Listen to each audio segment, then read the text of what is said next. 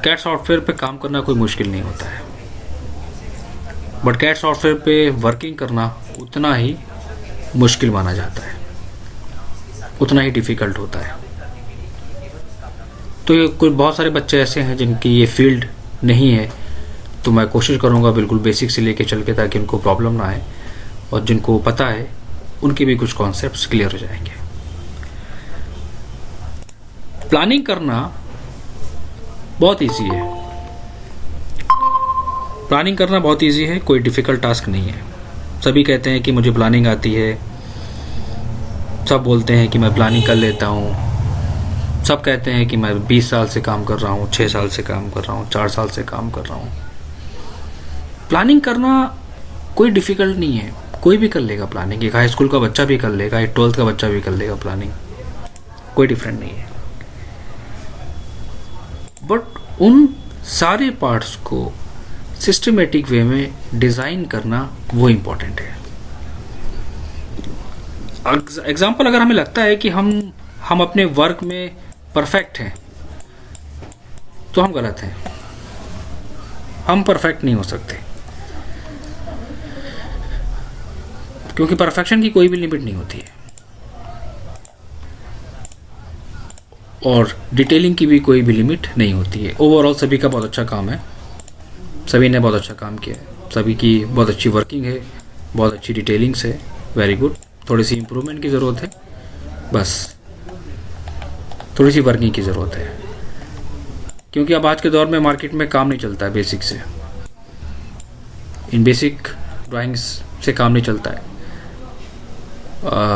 Working के point of view से तो नहीं, बाकी तो ठीक है, ओवरऑल गुड है। जिस बच्चे का भी काम है, सबने बहुत अच्छी मेहनत करी है, वेरी गुड। तो बात करते हैं यहाँ पर हम लोग थोड़ा सा वर्किंग की। पहले हम स्टार्ट करेंगे यहाँ पर, क्या हम लोगों को वर्क सीखना है डिटेल्ड, एक डिटेल्ड नॉलेज, क्योंकि वर्किंग सीखना एक सिस्टमेटिक वे में, फंडामेंटल्स, उनके कॉन्सेप्ट के बारे में जानना बहुत इंपॉर्टेंट है। कैसे काम करना है, डिटेलिंग्स कैसे करनी है, बड़े प्रोजेक्ट्स पे कैसे काम करना है, एक डिटेल्ड एलिवेशंस कैसे डिज़ाइन करना है हमें, with dimensions and overall materials के साथ में, बहुत इंपॉर्टेंट है ये हमारा पार्ट। तो पॉइंट नंबर 1 यहाँ पर आता है कि बेसिक का मतलब सिर्फ यहाँ पर ये नहीं होता है कि हर एक पर्सन के माइंड में होता है कि बेसिक का मतलब होता है कि हम लाइन ड्रॉ करना सीखेंगे, कॉपी करना सीखेंगे, मूव करना सीखेंगे, जैसे कि कोचिंग सेंटर्स एंड इंस्टीट्यूट में होता है। बेसिक फंडामेंटल्स का मतलब होता है कि अगर हम एज ए प्रोफेशनल वे में काम कर रहे हैं, तो then how we can start our project, then how we can start drawing with fundamentals and concepts. कैसे हम अपनी ड्राइंग्स को स्टार्ट करेंगे, क्या प्रोसेस है, एक प्रोफेशनल वे में काम करने का तरीका क्या होता है। 90% क्या होता है कि जब हमारे पास कोई प्रोजेक्ट आता है तो हम काम करना स्टार्ट करते हैं। आप ऑटोकैड ओपन करोगे, यूनिट सेट करोगे, लेयर इंपोर्ट कराओगे और काम करना स्टार्ट कर दोगे। बट ये चीज़ गलत होती है। पहली सीढ़ी, पहला स्टेप हमारा यहाँ पर क्या होता है, हमारा पहला स्टेप यहाँ पर क्या होता है कि हम जिस सॉफ्टवेयर पे काम कर रहे हैं, हम उसी में ही वीक हैं, हमें उसके बारे में ही नहीं पता। अब एक छोटा सा एग्जांपल ले लो, कहने के लिए तो ये कोई बड़ी बात नहीं है, बट अगर हम एक बात करें एक प्रोफेशनल वे में तो बहुत बड़ी बात है। एग्जांपल लो, हम काम कर रहे हैं, हमारा खुद का ऑफिस है, हम प्रोफेशनल हैं, और किसी जूनियर ने हमसे क्वेश्चन कर लिया ड्राइंग के बारे में, नहीं सॉफ्टवेयर के बारे में, क्योंकि कभी कभी हम लोगों के माइंड में ये चीज़ें लोग सेट कर देते हैं कि सॉफ्टवेयर पे काम हमारा सिर्फ काम डिज़ाइनिंग का ही होता है, बस हम सिर्फ डिज़ाइनिंग करेंगे, सॉफ्टवेयर का हमारा यही काम है। नहीं, आप जिस सॉफ्टवेयर पे काम कर रहे हो ना, आपको सॉफ्टवेयर को भी समझना पड़ेगा थोड़ा सा, पहला पॉइंट। क्योंकि जिस गाड़ी में आप सवार हो, जिस गाड़ी में आप चलने जा रहे हो, ड्राइव करने जा रहे हो, अगर आपने उस गाड़ी की फीचर्स को नहीं समझा तो बेकार है, और जब वो गाड़ी के रास्ते में ख़राब हो जाएगी ना, तो इतना तो आना चाहिए कि उस गाड़ी को ठीक कर लो आप। ये प्रैक्टिकली होती है बात, और वही चीज़ यहाँ पे भी होती है। सॉफ्टवेयर में सबसे पहला पॉइंट हमारा स्टार्ट होता है कहाँ से, कि जब हम वर्किंग स्टार्ट करते हैं, जब कोई चीज़ हम डिज़ाइन करते हैं, किसी भी प्रोजेक्ट पे काम करते हैं, तो one of the most important thing is then design a template. Template को डिज़ाइन करना सबसे इम्पॉर्टेंट पॉइंट होता है हमारा। टेम्पलेट डिज़ाइन करना का मतलब क्या होता है कि हम आगे फ्यूचर में काम करते हैं दो चीज़ों पे, आर्किटेक्चर ड्राइंग्स पे और प्लस इंटीरियर ड्राइंग्स पे। इन दो प्रोजेक्ट्स पे हमेशा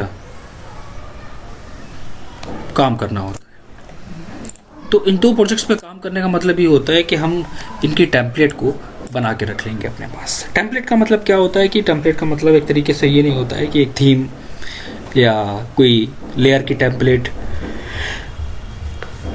नहीं। यहाँ टेम्पलेट का मतलब है कि हम अपनी एक खुद की टेम्पलेट यहाँ पर बनाएंगे। कौन सी? This one. सॉफ्टवेयर में राइट हैंड पे बॉटम में आपको कुछ एक फीचर्स मिलेगा सेटिंग के अंदर, जहाँ पर आपको बाय डिफ़ॉल्ट सॉफ्टवेयर के कुछ फीचर्स मिलते हैं, जैसे कि ड्राफ्टिंग, 3D बेसिक्स, 3D मॉडलिंग्स। वहाँ पर मैंने खुद की टेम्पलेट डिज़ाइन करी है जो कहलाती है आर्किटेक्चर और इंटीरियर। इसको कहते हैं टेम्पलेट डिज़ाइन करना। अब टेम्पलेट डिज़ाइन करने का मतलब होता है कि हम अपनी गाड़ी को हम अपने अकॉर्डिंग सेट करेंगे। हम अपने सॉफ्टवेयर को हम अपने अकॉर्डिंग सेट करेंगे। क्या हम उसको सॉफ्टवेयर को डिज़ाइन उस पर डिज़ाइन करने जा रहे हैं तो मेरा जो वर्किंग है वो फास्ट हो। पॉइंट नंबर 1, किसी भी प्रोजेक्ट पे काम करने का मतलब ये होता है आपकी वर्किंग फास्ट होनी चाहिए। और वर्किंग आपकी फास्ट होगी कब? जब चीज़ें आपके अकॉर्डिंग होगी। एग्जाम्पल नंबर 1, हमारी ड्राइंग्स में सबसे इंपॉर्टेंट चीज़ होती है डिटेलिंग्स की, और डिटेलिंग का मतलब होता है different types of colour combinations और लेयर पे काम करना। विदाउट लेयरिंग प्रोजेक्ट बेकार है मेरा, ज़ीरो, चाहे जितनी भी डिटेल्स हम उसमें मेंशन कर दें। हमें ज़रूरत पड़ती है अलग अलग कलर कॉम्बिनेशंस की। जब हम शेड्स वगैरह देते हैं अपनी ड्राइंग्स के अंदर, तो वो different types of shades, colouring कब पता चलती है? जब एक परफेक्ट बैकग्राउंड होता है। One of the most important point. बहुत सारे लोग क्या करते हैं, ऑटोकैड ओपन करते हैं, काम करना स्टार्ट कर देते हैं। वो चीज़ गलत है। आपका बेसिक फंडामेंटल यहाँ पर क्या आया कि आपकी जो ड्राइंग्स की डिटेलिंग्स है, जो आउटपुट है, वो आपको जब मिलेगा जब सॉफ्टवेयर का बैकग्राउंड परफेक्ट होगा आपके कलर कॉम्बिनेशन के बेसिस पे। कोई ब्लैक पे काम कर रहा है तो कोई वाइट पे काम कर रहा है, जो जिसका जो मन चाह रहा है वो उसका बैकग्राउंड सेट करके काम करना स्टार्ट कर देता है। कॉन्सेप्ट नहीं पता इसके बारे में। कुछ लोग कहते हैं कि बैकग्राउंड चेंज करते हैं तो इससे लाइन बहुत अच्छी दिखती है। नहीं, मेन कॉन्सेप्ट होता है हमारी जो डिटेलिंग्स होती है, जो कलरिंग्स होती है, जो शेड्स होते हैं, वो प्रॉपर वे में नज़र आते हैं। इसलिए टेम्पलेट डिज़ाइन करने का प्रोसेस नंबर 1 क्या होता है? एक बेसिक फंडामेंटल बेसिक कमांड्स के साथ हम स्टार्ट करते हैं। DS एंटर करके टेम्पलेट को डिज़ाइन करना। किन किन चीज़ों को हमें फॉलो करना है हमेशा लाइफ में और जिस पे हमें काम करना है, उन बातों को आज से ध्यान रख लेना। DS एंटर, ड्राफ्टिंग सेटिंग, इसका पहला पॉइंट होता है। Snap and grid first option आता है। यहाँ पर आप क्या करोगे, स्नैप टाइप आपका rectangular snap by default check रहता है, सभी को पता है। आइसोमेट्रिक हमारा सेकंड होता है। आपका पोलर ट्रैकिंग ऑफ होना चाहिए, नंबर 1 पॉइंट। ऑब्जेक्ट स्नैप सारे चेक होने चाहिए। डायनेमिक इनपुट अनचेक होना चाहिए। बहुत सारे लोग डायनेमिक इनपुट को ओपन करके काम करते हैं, ये सोच के कि हमारा वर्क बहुत ईजी रहेगा, कि हम जो भी कमांड्स देंगे वहाँ पर तो वो कमांड्स हमारे प्रॉपर स्क्रीन पे शो करेंगे। एग्जांपल मैंने कहा CO एंटर, कॉपी दिखेगा, मैंने कहा डिस्टेंस तो वो डिस्टेंस शो कराएगी, हमें कमांड लाइन में देखने की जरूरत नहीं पड़ेगी। बट ऐसा गलत है, ये लोगों को क्लियर नहीं है ये कॉन्सेप्ट मैं क्लियर कर देता हूँ कि डायनामिक इनपुट यूज़ करने से आपके प्रोजेक्ट में चीज़ें वर्किंग तो ईजी होगी, लेकिन इसका यूज़ एक्चुअली अलग होता है। इसका यूज़ वहाँ पर होता है जहाँ पर हम 2 पार्ट्स में काम करते हैं, डिस्टेंस और एंगल पे। जहाँ पर हमें ऑब्जेक्ट ड्रॉ करना है एक स्पेसिफिक डिस्टेंस और एंगल के साथ में, वहाँ पर हम देते हैं डायनामिक इनपुट को। ये बात हमेशा ध्यान रखना, ठीक है। तो इसको ऑफ रखना है, पॉइंट नंबर 1। आप नीचे ऑप्शंस पे क्लिक करोगे तो बहुत सारे ऑप्शंस आएंगे, इनको एक्टिव करना बहुत इंपॉर्टेंट है। और कौन कौन से इंपॉर्टेंट हैं जो एक्टिव करने के लिए हैं? सबसे पहला पॉइंट, अब हम अपनी टेम्पलेट डिज़ाइन करने जा रहे हैं तो आपकी थीम रहेगी लाइट, पॉइंट नंबर 1। जो भी जिस पे काम कर रहा है, ठीक है, वो चेंज करेगा, कलर थीम लाइट रहेगी। पर पहला पॉइंट हमारा ये आएगा। दूसरा, डिस्प्ले फाइल टैब चेक होना चाहिए। आप 100% वहाँ पर चेक करेंगे कि डिस्प्ले फाइल टैब चेक है या नहीं है। डिस्प्ले फाइल टैब के नीचे दो ऑप्शंस आते हैं, इनको आप अपने वर्किंग के अकॉर्डिंग चेंज करो। इस फीचर से क्या बेनिफिट मिलेगा समझो। दो हैं, पहला दिया है फॉन्ट, दूसरा दिया है कलर। फॉन्ट का मतलब क्या होता है कि कमांड लाइन के फॉन्ट को चेंज करना। बहुत कई बार ऐसा होता है कि हम कमांड टाइप करते हैं, वैल्यूज देते हैं, एरिया निकालते हैं किसी ऑब्जेक्ट का, तो वहां पर क्या होता है कि चीजें सिस्टमेटिक वे में नजर नहीं आती हैं, समझ में नहीं आ रही हैं, फॉन्ट को रीड करने में दिक्कत होती है नीचे दिस वन। तो वहां पर आप क्या करोगे, इसके फॉन्ट को चेंज करोगे, फॉन्ट ऐसा जो हम यूज कर सकें इजीली। ऑप्शंस में जाने के बाद डिस्प्ले एंड फॉन्ट पे जाके आप एक नॉर्मल फॉन्ट चूज करोगे और उस फॉन्ट की साइज भी इंक्रीज कर सकते हो अगर आपको वहां पर छोटा सा नजर आ रहा है। अगर आपको वहां पर वैल्यू नजर नहीं आ रही है, किसी ऑब्जेक्ट का एरिया निकाल रहे हो अपनी वर्किंग ड्राइंग के लिए, तो एरिया शो नहीं कर रहा है, तो यहाँ पर आप उसको चेंज कर सकते हो। कलर्स में जब आप आओगे तो कलर्स में होगा यूनिफॉर्म बैकग्राउंड और क्रॉस हेयर। बैकग्राउंड व्हाइट लेना है सबसे पहली चीज। प्रॉब्लम है अगर आपकी आइज वगैरह में, कोई बात नहीं, आप थोड़ा सा ऑफ व्हाइट कर सकते हो। ट्रू कलर पे जाके यहाँ पर आप नॉट प्योर प्रोजेक्ट की डिटेलिंग को फास्ट करने की कोशिश करिए। अब पॉइंट यहाँ पर ये आता है कि हम इस ब्लॉक और एट्रीब्यूट का कॉम्बिनेशन से मतलब क्या है। मतलब यहाँ पर ये है कि अब आगे जब अपने प्रोजेक्ट पे आप डिटेलिंग्स पे काम करोगे, आपने वैनिटी बनाई तो वैनिटी के साथ एक टैग लगा दो, this one is vanity. Attribute and block में कन्वर्ट कर दो। आपने WC बनाया, एक टैग लगाओ, this one is WC। Block and attribute में सेव कर लो, जब चाहो उसको चेंज कर लो।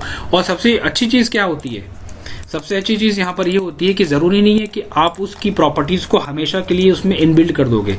Example, this one is WC, right. आप जब तक चाहो इसको विजिबल करो, और जब आपको लग रहा है कि हम अपने प्रोजेक्ट में इसकी डिटेल्स नहीं देना चाहते हैं तो मत दो। कैसे, एग्जाम्पल लो, ये WC है हमारा, ओके करा, मैंने मेंशन कर दिया नाम, मुझे इसकी जरूरत नहीं है, डबल क्लिक करो, छोटा सा कंपोनेंट दे दो, या वो भी मत दो, ओके करो, सिंपल। प्रॉपर्टी हाइड हो गई, जरूरत पड़ रही है,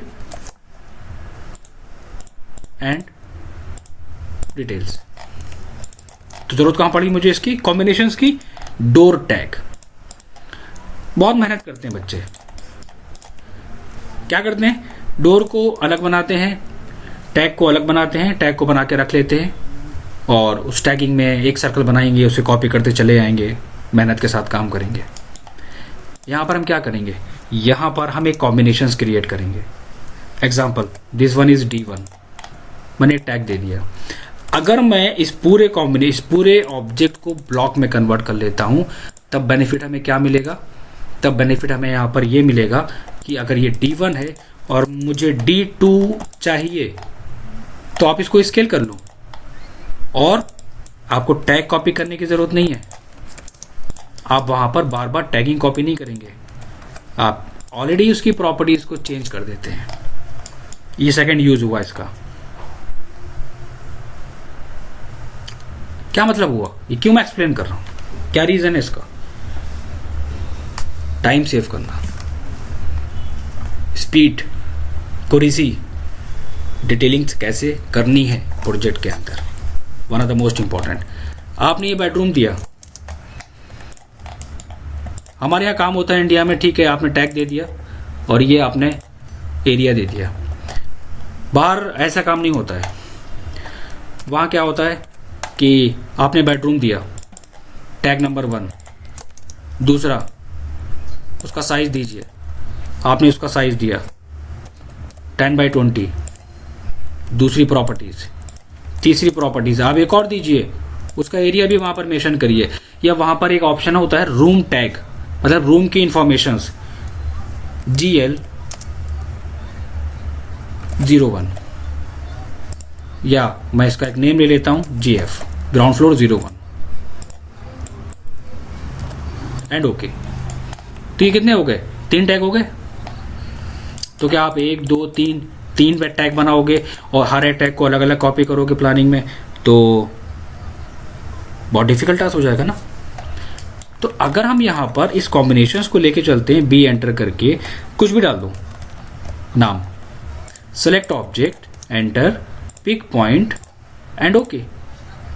चलो क्या है ये, this one is GF01, size क्या था, अब मैं साइज नहीं दूंगा, मैं वहां पर एरिया दूंगा 230। अब मैं अपने अकॉर्डिंग चेंजेस कर रहा हूं। बेडरूम है, yes this one is bedroom, okay. क्या ये अलग अलग प्रॉपर्टीज हैं? नहीं, ये सिंगल प्रॉपर्टीज है। यकीन नहीं होता है, कॉपी कर लो, 2 3 4 5। ये क्या है? ये है master bedroom. Area change, tag change, कहां पर जरूरत आएगी? वर्किंग ड्राइंग्स में। ये बेसिक हो गई। बाहर कंट्री की ड्राइंग पे काम करोगे ऐसे नहीं होता है। Bedroom 1 and tag finish level, अलग डिटेल्स उनके बारे में एक्सप्लेन करना, वही चीज यहां पे आती है। दूसरा एक कमांड्स और हमेशा ध्यान रखना, मोस्टली लोग यूज करते हैं बट मैं एक्सप्लेन करूंगा। एग्जाम्पल, आप किसी प्रोजेक्ट पे काम करो, ठीक है, आपने कोई वॉल दी, कोई फिनिश वॉल दी आपने, मैं इसे हाइड कर लेता हूं। उस वॉल को आपको फिनिश देना है लूवर्स के साथ। वहां पर एक आप कमांड यूज करोगे आज से, क्या वहां पर आप दोगे, एरे कमांड यूज नहीं करोगे, वहां पर आप एक कमांड होता है कॉपी, एंड कॉपी के अंदर एक कमांड होता है जिसे कहते हैं एरे। कॉपी के अंदर एरे। बहुत सारे लोग क्या करते हैं, CO एंटर कॉपी 1 2 3 4 5। बहुत सारे लोग क्या करते हैं, एक और ट्रिक करते हैं, सेलेक्ट करके AR एंटर, AR एंटर करते हैं तो वो ऊपर जाएंगे, कॉलम देंगे, रो देंगे, टाइम लग रहा है। फास्ट बताओ मुझे जिससे मेरा टाइम सेव होगा। सेलेक्ट, CO एंटर, क्लिक करो, AR एंटर, डायरेक्ट कॉपी के अंदर। नंबर ऑफ आइटम 15, कहां पर है बताइए, दिस वन। दूसरा पॉइंट ये, इसको ध्यान रखना हमेशा। एक और one of the most important, मैं नोट करता हुआ चल रहा हूं, बाद में इसके नोट्स बनाना। इसके अंदर ऑप्शंस आएगा पैरामेट्रिक्स, बहुत इंपॉर्टेंट है। मैं किसकी बात कर रहा हूं, ये कोई डिटेलिंग्स नहीं है, it's all about the basics. Example, मैं कभी कभी ड्राइंग्स पे काम करता हूं तो मुझे बड़ा प्रॉब्लम होती है। जैसे कि क्या, मैं किसी स्केच को डिज़ाइन कर चुका हूं और मुझे चेंज करना है, तब मुझे प्रॉब्लम आती है। उसको डिलीट करना पड़ता है, ऑफसेट करना पड़ता है, एक्सटेंड करना पड़ता है। इन्होंने मुझे एक बहुत अच्छा फीचर्स दिया है जिससे कहते हैं हम लोग पैरामेट्रिक। पैरामेट्रिक्स क्या करता है, ये हमारे वर्क को ईजी कर देता है। एग्जाम्पल, ये ओवरऑल डायमेंशंस की तरह काम करेगा, बट जब आप इसकी डायमेंशंस पे डबल क्लिक करके इसे कंट्रोल करोगे, वो क्या करेगा, बिना ऑब्जेक्ट को एडिट करे आप उसे कंट्रोल कर सकते हो। ऑब्जेक्ट को आपको चेंज करने की जरूरत पड़ेगी नहीं, आप उसको इजीली चेंज कर सकते हो। जहां से आपको चेंज करना है, जहां पर आपको इसकी हाइट चेंज करनी है, सारे पॉइंट्स जैसे चाहो। Parametric dimensions, horizontal and vertical. Vertical कितना, मैंने कहा 2 inch, change, double click, change कर लिया, कितना 10 फीट एक्सटेंड। और यही नहीं कि अगर हम कोई ऑब्जेक्ट है, अगर आपको जरूरत पड़ रही है कैलकुलेशन करने में, तो आप इसके एंगल को भी डायरेक्टली कंट्रोल कर सकते हो, डायरेक्टली 60। ये क्या है, ये कैड के हिडन फीचर्स हैं जो हमारे वर्क को इजी करते हैं। 90 एंड 45 देन 30। अगर आपने कुछ डिजाइन करा है, अगर आपको उसके रेडियस वगैरह को कंट्रोल करना है, आप वो भी कंट्रोल कर सकते हो। 6 inch, double click 7, double click 9। हमेशा ध्यान रखना पैरामेट्रिक में डायमेंशनल कंस्ट्रेंट्स, ये वो शॉर्टकट्स हैं जो हमारी वर्किंग के लिए बहुत इंपॉर्टेंट है। और दूसरा, एक और ऑब्जेक्ट की हमें ज़रूरत पड़ती है, एक और कमांड की ज़रूरत पड़ती है बेसिक ड्राइंग्स वगैरह बनाने में। आपके पास कोई स्केच है तो आप चाहते हो उस स्केच को उसके पैरेलल करना, या एग्जांपल लो, ये कंडीशंस है, मैं आपसे कह रहा हूँ कि मुझे सेम ऑब्जेक्ट करके दो आप, ये जो ऑब्जेक्ट है सेम, हमें इसको भी इसी की तरह सेम डिज़ाइन करके दो। आप उसको डिलीट करोगे, उसको ऑफसेट करोगे, यही एक फीचर्स है इसके अंदर, और कोई शॉर्टकट है ही नहीं। लेकिन हमें यहाँ पर एक ऑप्शंस मिलता है ज्योमेट्री के अंदर जिसे हम लोग कहते हैं पैरेलल। अगर मैं फर्स्ट ये लेता हूँ, सेकंड सेम उसके अबाउट, फिर चाहे वो कोई भी कंडीशंस हो, एग्जांपल ये क्यों ना हो, ये सारी चीजें हमारी एक्चुअली कहलाती है बेसिक्स। कितने याद करोगे लाइन वेट, कितने ऑब्जेक्ट्स के बारे में याद करोगे? तो अच्छा यहाँ पर क्या रहता है, तो यहाँ पर ज़्यादा बेटर होगा कि अगर आपके पास ये लेयर की टेम्पलेट हो। अब लेयर की टेम्पलेट होना बहुत इंपॉर्टेंट है। अब मैं एक छोटा सा एग्जांपल दूंगा कि लेयर होता क्या है, क्लियर हो जाएगा। जैसे कि एग्जांपल लो, हमारे पास डिफरेंट ऑब्जेक्ट्स होते हैं, ठीक है। आप लेयर लेते हो, LA एंटर करते हो, यहाँ पर आके आप न्यू लेयर पे क्लिक करते हो, वॉल बनाओगे, डोर बनाओगे, विंडो बनाओगे, कितने बनाओगे। तो यहाँ पर हम क्या करेंगे, मैं टेम्पलेट फॉरवर्ड करूँगा, उस टेम्पलेट को सेव कर लेना है अपने डेस्कटॉप पे। आपने LA एंटर किया, LA एंटर करने के बाद यहाँ पर एक ऑप्शन आएगा लेयर स्टेट मैनेजर, आपने क्लिक करा, क्या करोगे आप, इंपोर्ट पे क्लिक करने के बाद सबसे ज़्यादा प्रॉब्लम बच्चे को आती है कई बार जब वो लेयर को इंपोर्ट कराता है तो उसकी लेयर वहाँ पर विजिबल होती नहीं है। वो इसलिए नहीं होती है क्योंकि आप यहाँ पर फाइल ऑफ टाइप को देखते ही नहीं हो। तो यहाँ पर फाइल ऑफ टाइप आपका क्या होना चाहिए, .las। LAS क्या है, ये फाइल एक्सटेंशन है लेयर का, कैट का .dwg ड्राइंग, .las होगा, आपकी फाइल ऑटोमेटिक शो करा देगा वहां पर, हमेशा ध्यान रखना। .las करने के बाद आपको करना क्या है, इंपोर्ट पे गए, लेयर को सिलेक्ट करा, रीस्टोर स्टेट्स, आपके पास सारी लेयर्स इंपोर्ट हो गई। आपको जो भी काम करना है आप वहां पर उस लेयर को सिलेक्ट करने के बाद अपना काम स्टार्ट कर सकते हो, जो बनाओगे वहां पर बनेगा। लाइन वेट के साथ एक कमांड मैं और नोट कर देता हूं, जिनको भी नहीं पता होगा, जब भी वर्किंग स्टार्ट करो लाइन वेट ऑन करके करो, LW एंटर, लाइन वेट। आप जो भी ऑब्जेक्ट्स बनाओगे, कुछ भी, जैसे कि मैंने यहां पर वॉल्स क्रिएट करी, तो मैं जब यहां पर वॉल्स क्रिएट करूंगा तो वो लाइन वेट के साथ होगा, लेकिन कब विजिबल होगा, जब हम इसके लाइन वेट को ऑन करेंगे, देन वो वहां पर विजिबल होगा लाइन वेट ऑन करने के बाद। ये one of the most important fundamentals है जिसे हम लोग कहते हैं बेसिक्स, कि हमें कैसे काम स्टार्ट करना है, किस तरह वर्क हमें करना है। एक और बात हम डिस्कस करेंगे, प्लानिंग बहुत इजी है लोगों के लिए, प्लानिंग करना एक बहुत इजी पार्ट होता है। और प्लानिंग आज के टाइम में इतनी इजी हो चुकी है कि अगर कोई क्लाइंट कहता है कि 20 बाई 50 का मेरे पास प्लॉट का एरिया है, तो हम क्या करते हैं,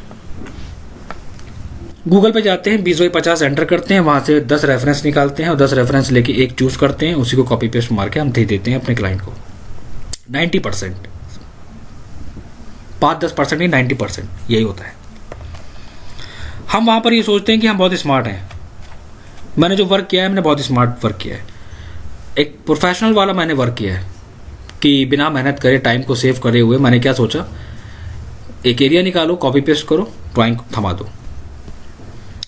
लेकिन अगर हम वो चीज कर रहे हैं तो वहां पर हम एक नेगेटिव पॉइंट हमारे साथ क्या हो रहा है, हमारी स्किल्स इंप्रूव नहीं हो रही है एंड नॉलेज, दो चीजें। एग्जाम्पल, आपसे किसी ने कहा कि मुझे मेरे पास एक एरिया है, आप जरा उसको डिजाइन कर देंगे। आपने कहा ठीक है कर देंगे। फिर वो आपसे क्वेश्चन करेगा कि एक काम करिए, मुझे सर्वेंट रूम देना है, सर्वेंट रूम के साथ हम अटैच वॉशरूम दे सकते हैं? अगर हम सर्वेंट रूम के साथ अटैच वॉशरूम देंगे तो सर उसका OTS क्या होना चाहिए, पॉइंट नंबर 1। वो आपसे कहेगा सर्वेंट रूम की डायरेक्शन क्या होनी चाहिए, पॉइंट नंबर 2। फिर वो आपसे कहेगा कि मुझे 2 बेडरूम देने हैं वॉशरूम के साथ अटैच करके, कि बेडरूम की लोकेशन क्या होनी चाहिए और बेडरूम का साइज क्या होना चाहिए और बेडरूम के साथ जो वॉशरूम होगा उसकी डायरेक्शन क्या होना चाहिए। बेडरूम का डोर जो होगा उसकी डायरेक्शन क्या देंगे हम, क्या बेस्ट रहेगी सर? और सर ये भी बता दीजिए आप हमें, वॉशरूम जो आप दोगे ना, वॉशरूम में आप वैनिटी और WC कहाँ रखोगे? वॉशरूम का डोर सर आप लेफ्ट में देंगे या राइट में देंगे? वॉशरूम का डोर हम इनसाइड करेंगे या आउटसाइड ओपन करेंगे?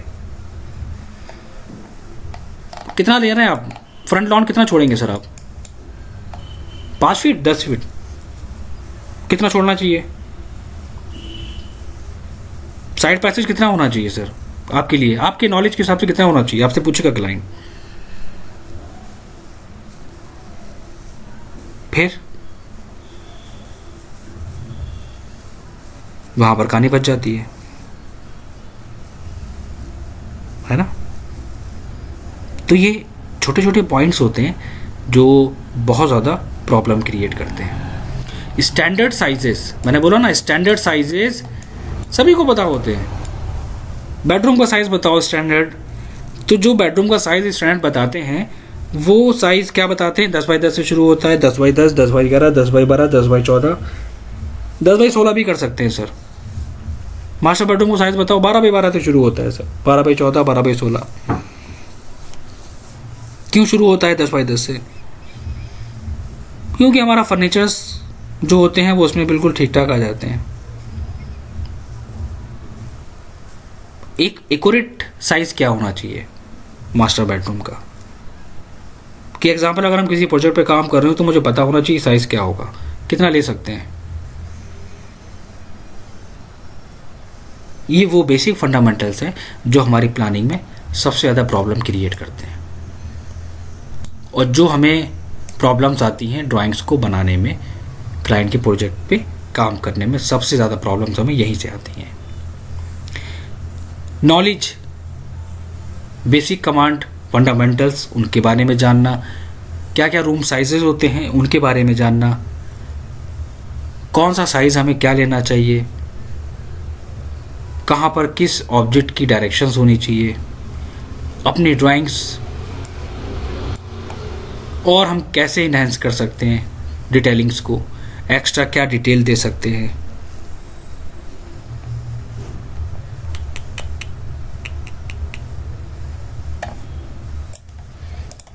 ठीक है, तो ये सारी चीज़ें हम डिस्कस करेंगे इसमें डिटेलिंग्स के साथ। मैंने सभी लोगों के प्रोजेक्ट देखे, सभी लोगों ने बहुत अच्छा काम किया, बहुत बेस्ट काम किया और बहुत अच्छी मेहनत करी सभी लोगों ने।